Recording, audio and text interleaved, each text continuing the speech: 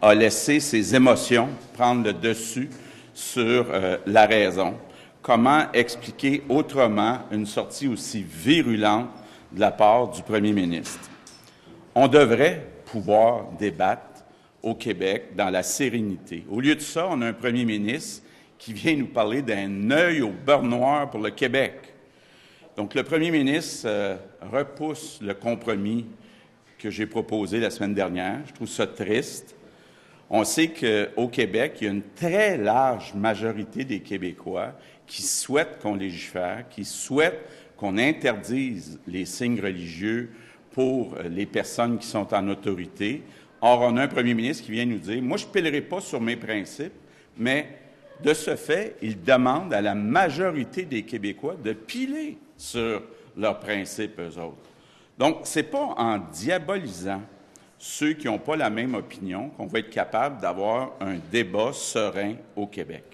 Je rappelle que la Commission sur les accommodements a été mise en place il y a 10 ans. 10 ans que ça traîne.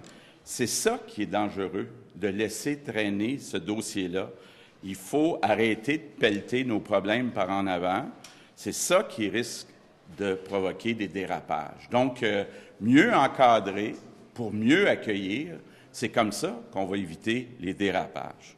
Donc, tout ce que je peux dire aux Québécois aujourd'hui, c'est qu'en 2018, avec un gouvernement de la CAQ, on va régler enfin le dossier des accommodements religieux, ce que les deux partis, le PQ et le Parti libéral, n'ont pas été capables de faire en 10 ans.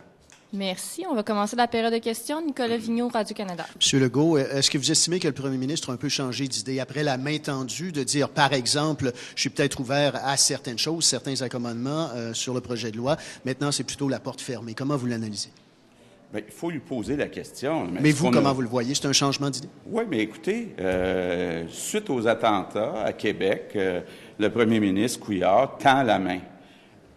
On fait des compromis. Il y a un consensus, d'abord, des partis d'opposition, mais aussi de la majorité des Québécois. Ils refusent ce consensus, puis il sort là, de façon virulente. Écoutez, je ne sais pas quelle mouche l'a piqué ce matin, là, mais c'est pas Cupidon, là.